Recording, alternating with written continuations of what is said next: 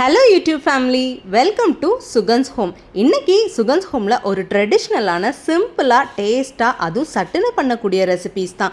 இதில் நான் 3 recipe share பண்ணியிருக்கேன். இது 3மே ஹெல்த் வைஸும் டேஸ்ட் வைஸும் சூப்பராக இருக்கும். இந்த ரெசிபீஸ் எல்லாம் பண்ணுறதுக்கு ரொம்ப கம்மி நேரம் தான் பிடிக்கும். இதில் கொஞ்சம் ட்ரிக்ஸ் இருந்தால் போதும். இது ஷேப்பு பாஜி, இது தமிழில் சோம்பு கீரைன்னு சொல்லுவாங்க. இந்த சோம்பு கீரை ஜீரணத்துக்கெல்லாம் ரொம்ப நல்லது. வெயிட் லாஸில் இருக்கிறவங்க, குழந்தைங்க யார் வேணாலும் இந்த கீரை சாப்பிடலாம். இந்த கீரை பார்க்குறதுக்கு கொத்தமல்லி மாதிரியே இருக்கும். சாப்பிடும்போது அது சோம்பு கீரை மாதிரியே இருக்காது. டேஸ்ட் மாறுபடும். இது ரொம்ப ரேராக தான் நம்ம ஊர்லலாம் கிடைக்குது. சோம்பு கீரையை நல்லா கழுவி ஒரு குக்கரில் போட்டு கொஞ்சம் நடக்கடலை, அதாவது 1 ஸ்பூன் நடக்கடலை, 1 ஸ்பூன் கடலைப்பருப்பு, கொஞ்சோண்டு மஞ்சள் பொடி, கொஞ்சோண்டு எண்ணெய், நீங்கள் விளக்கெண்ணெய் ஊற்றுங்க, நல்லா வெந்துடும். குக்கரில் 3 விசில். இதுக்கான மசாலா 2 பச்சை மிளகா, ஒரு பூண்டு, கொஞ்சோண்டு உப்பு போட்டிங்கன்னா மசிஞ்சிடும். குக்கரில் இப்போ 2 விசில் விட்டதுக்கப்புறம் பூ போல் வெந்துருச்சு. இப்போ தண்ணியை நம்ம வடிகட்டினா நம்ம மசிக்கிறதுக்கு கொஞ்சம் ஈஸியாக இருக்கும். தண்ணியோட இருந்தால் அந்த தண்ணி நம்ம மேலே தெரிக்கும். அதனால் வடிகட்டிட்டு எப்போ கடைஞ்சிக்கணும். இது கூடவே நான் ஒரே 1 ஸ்பூன் கடலை மாவு போட்டு நல்லா கடைஞ்சிக்கிறேன்.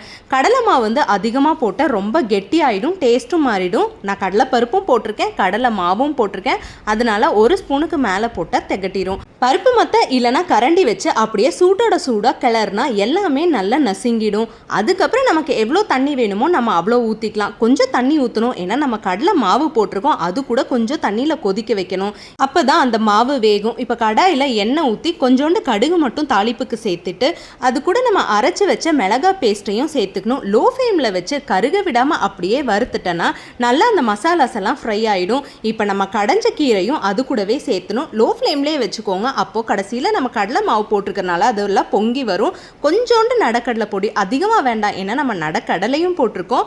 நல்லா போட்டு நல்லா கிளறி விட்டு தேவையான அளவில் உப்பு, இது எல்லாமே நல்லா மிக்ஸ் ஆகி 5 மினிட்ஸ் லோ ஃப்ளேம்லேயே வச்சு குக் பண்ணால் சோம்பு கீரை ரெடி ஆகிடும். சோம்பு கீரை வெயிட் லாஸில் இருக்கிறவங்க, குழந்தைங்கன்னு யார் வேணால் சாப்பிடலாம். அடிக்கடி செஞ்சு சாப்பிடுங்க. இது ரொம்ப ஹெல்த்துக்கு நல்லது. இப்படியே லோ ஃப்ளேம்லேயே வச்சு குக் பண்ணும்போது அந்த கடலை மாவும் நல்லா வெந்து நுரைச்சி வந்துடும். இப்போ அடுத்தது மெயின் திங், சப்பாத்தி. அக்கா, நீங்கள் எப்படி சப்பாத்தி இவ்வளோ சாஃப்டாக போடுறீங்க, அதுவும் சைஸ் பெருசாக போடுறீங்கன்னு கேட்குறீங்க. எங்கள் வீட்டில் நாங்கள் டெய்லியும் சப்பாத்தி செய்வோம். சின்ன சப்பாத்தியாக சுட்டால் ரொம்ப நேரம் சுட்டுட்டு இருக்கணும் தான் இந்த சைஸு. இதில் ஒரே ஒரு சின்ன ட்ரிக்ஸ் என்னென்னா, மாவை நீங்கள் பிணைஞ்ச உடனே எப்போவுமே சுடக்கூடாது. ஒரு 10 நிமிஷம் எண்ணெய் தேய்ச்சி ஊற வச்சுட்டு அதுக்கப்புறம் சுட்டால் சப்பாத்தி நல்லா சாஃப்டாகவும் வரும். அதே மாதிரி நீங்கள் சின்ன சைஸாக சுட்டிங்கன்னா சப்பாத்தி நல்லா வரும். நான் சுட்டு ப்ராக்டிஸ் ஆனதுனால அது பர்ஃபெக்டாக அந்த சைஸுக்கு அந்த கல்லுக்கு எனக்கு வந்துடும்.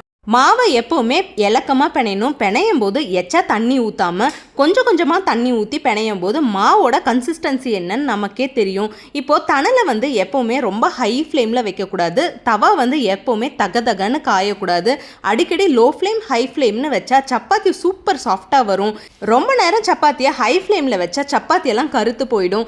இப்போ லோ ஃப்ளேமில் ஹை ஃப்ளேமில் நம்ம தணலை அதிகப்படுத்தி கம்மி பண்ணுனா சப்பாத்தி நல்லா சூப்பர் சாஃப்டாக வரும். இப்போ எங்கள் வீட்டு சப்பாத்தி பார்த்தீங்களா, கல் சைஸுக்கே இருக்கு. அதுவும் இல்லாமல் சாஃப்டாகவும் இருக்கும். இது நீங்கள் 2 நாள் வச்சாலும் சப்பாத்தி இப்படியே தான் இருக்கும். நீங்கள் சைஸ் சின்னது பண்ணி ட்ரை பண்ணி பாருங்கள், கண்டிப்பாக சக்ஸஸ் ஆகும். சப்பாத்தி மாவை பிணைஞ்ச உடனே சுட்டா ஹார்டாக இருக்கும். இந்த மாதிரி ஊற வச்சு சுடும்போது சப்பாத்தி சாஃப்டாகவும் ஃப்ளஃபியாகவும் வரும். இந்த ஒரு சின்ன நுணுக்கங்கள் தெரிஞ்சால் சப்பாத்தி எவ்வளோ வேணால் சாஃப்டாக சுடலாம். ஈஸியாகவும் நமக்கு வேலை முடிஞ்சிடும். அடுத்தது மிர்ச்சா. இது மகாராஷ்டிராவில் ரொம்ப ஃபேமஸான ஒரு ரெசிபி. சட்டுனும் பண்ணிடலாம். இந்த மிளகா நம்ம இவ்வளோ போடுறோமே காரம் இருக்குமேன்னு நினைக்காதீங்க. இந்த மிளகா காரமே இருக்காது. இந்த மிளகாவை நம்ம சப்பாத்தி செஞ்சதுக்கப்புறம் அதே தவாவில் போட்டு ஃப்ரை பண்ணால் நமக்கு டைமும் சேவ் ஆகும், கேஸும் சேவ் ஆகும். தனியாக நம்ம கேஸை இதுக்குன்னு ஆன் பண்ண வேண்டியதில்லை.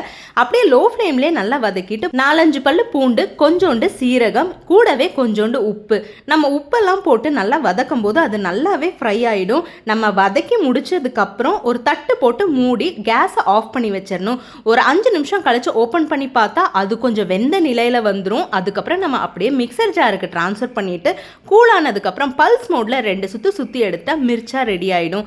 இப்படி நம்ம உப்பு போட்டு அரைக்கும் போது ரொம்ப நைஸாக அரையாமல் கொரன்னு அரைச்சி வந்துடும். டேஸ்ட்டும் சூப்பராக இருக்கும். காரமும் அதிகமாக இருக்காது.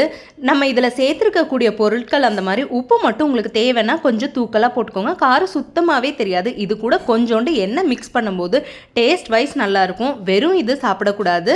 நம்ம இந்த மிர்ச்சாவோட கொஞ்சோண்டு தயிர் இல்லைன்னா எண்ணெய் இதை எதையாச்சும் வச்சு தான் சாப்பிடணும். நீங்கள் மெயின் டிஷ்ஷாக சப்பாத்தி இல்லை வேறு ரைஸு எதுக்கு கூட வச்சு சாப்பிட்டாலும் இது ரொம்ப சூப்பராக இருக்கும். இது மிளகா சட்னினே தெரியாது. இப்போ சப்பாத்தி நம்ம ஃபுட்டோட எல்லாம் வச்சு சாப்பிடும்போது அது கிரேட் காம்பினேஷனாக இருக்கும். இது மேக்ஸிமம் மகாராஷ்டிரியன் வீட்டில் அடிக்கடி பண்ணுவாங்க. அங்கேருந்து கற்றுக்கிட்ட ரெசிபீஸ் தான் இதெல்லாம். ட்ரை பண்ணி பாருங்கள். வீடியோ பிடிச்சிருந்தா லைக் பண்ணுங்கள், ஷேர் பண்ணுங்கள், மறக்காமல் சப்ஸ்கிரைப் பண்ணுங்கள். டைம் கிடைக்கும் போது வாரத்தில் ஒரு நாளாச்சு கீரையெல்லாம் சேர்த்திக்கோங்க. கீரை வந்து ரொம்ப ரொம்ப உடம்புக்கு நல்லது. அதுவும் இல்லாமல் இந்த மாதிரி ரேராக கிடைக்கிற கீரைகள்லாம் இன்னுமே ஹெல்த் பெனிஃபிட்ஸ் அதிகம் தான். எந்த வேலையாக இருந்தாலும் கொஞ்சம் கொஞ்சம் நுணுக்கங்கள்லாம் தெரியும் போது எல்லா வேலையுமே சட்டுன்னு சுலபமாக சீக்கிரமாக பண்ணிடலாம். இன்றைக்கி நம்ம வீட்டில் இந்த ரெசிபி தான். தேங்க்ஸ் ஃபார் வாட்சிங்.